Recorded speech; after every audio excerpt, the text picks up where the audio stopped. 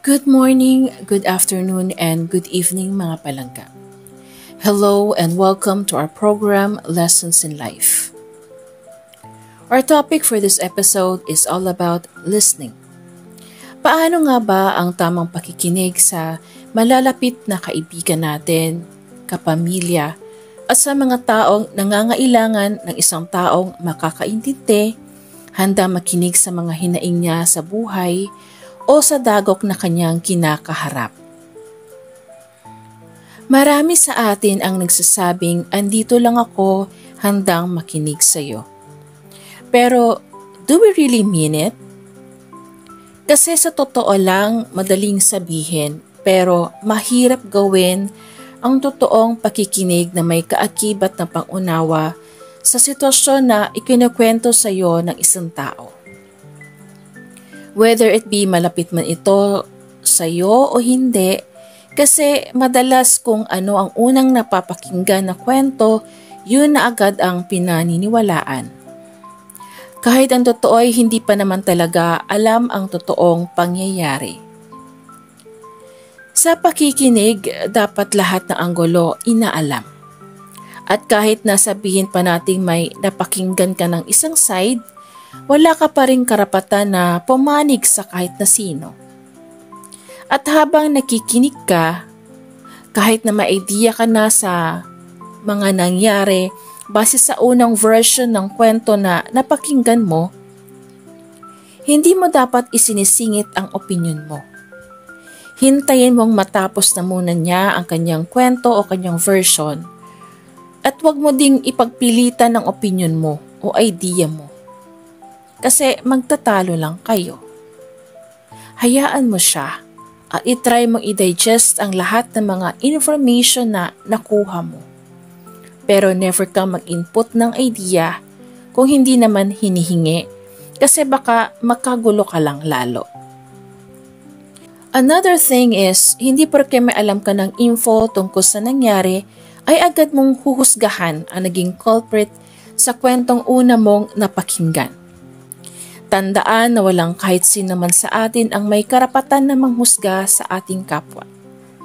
Makinig ka sa kwento without thinking about sa unang info na nakuha mo.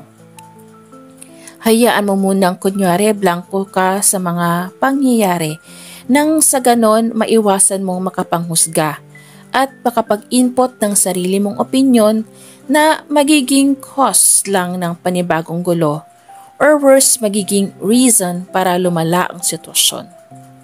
Hindi ka na nga nakatulong, mas lalo mo pang pinagulo.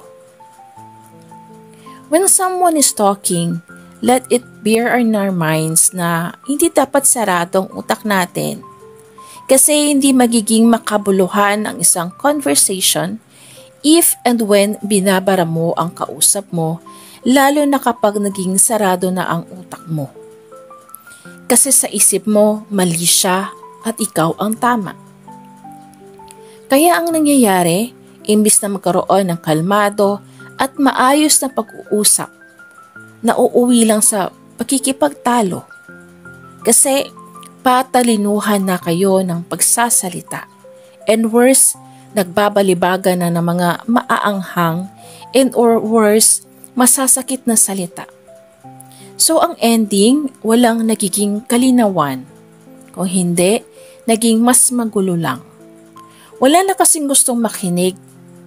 Pareho na kayong gustong magsalita at ipagdiinan ang punto nyo sa isa't isa.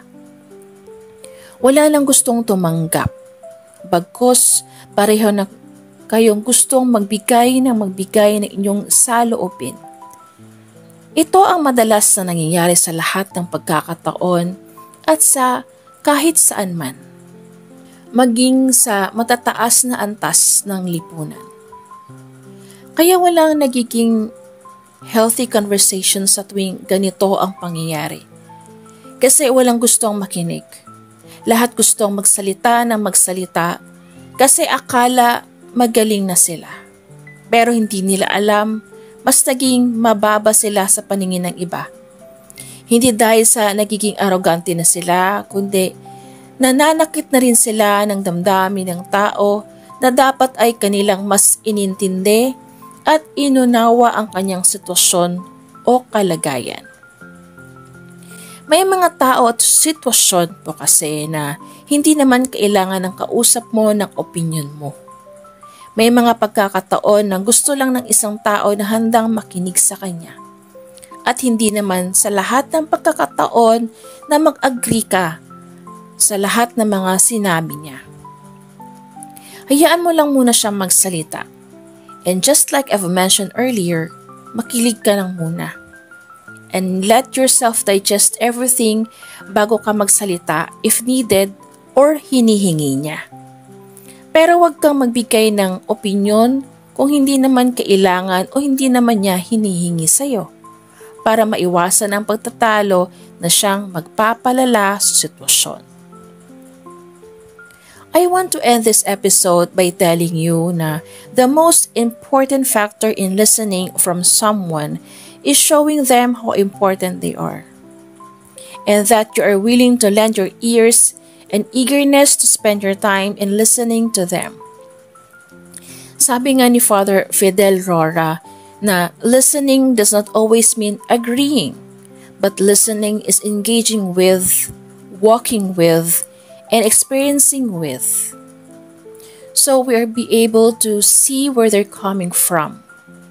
Napakalaking bagay na maipafeel natin sa taong nangangailangan sa ating oras at panahon na mapakinggan sila dahil importante sila sa atin. Mararamdaman nila ang malasakit natin sa kanila dahil sa paglalaan natin ng panahon para mapakinggan sila. Pero this doesn't mean na we'll agree sa lahat ng sinabi nila. Again, hayaan muna nating matapos siya. Digest natin ang mga sinabi niya. Then, recap natin sa kanya para malaman niya at maiparamdam natin na totoong nakikinig tayo sa kanya. Saka tayo magtanong kung kailangan niya ba ng advice or opinion. Kasi again, hindi lahat ng mga nangangailangan ng kausap ay nangangailangan din ng advice. They just need someone to listen to them. Pero alam na nila ang dapat gawin o sagot sa problema nila. What they just need is maipalabas ang saloobin nila. In this way, mas maintindihan natin sila at maibibigay tayong mas makabuluhan na advice if in case they need it. And of course, walang magiging debate na mangyayari between the two of you. Another episode has been tackled and ended. Thank you so much for watching and or listening. I do hope na may napulot po kayong aral sa bawat episode ng Lessons in Life na inyong napapanood, napapakinggan sa linggo-linggo. I would also like you to continue supporting my upcoming episodes. And please don't forget to leave some comments, like, and share this video. This has been NC Epicene saying, to God be the glory.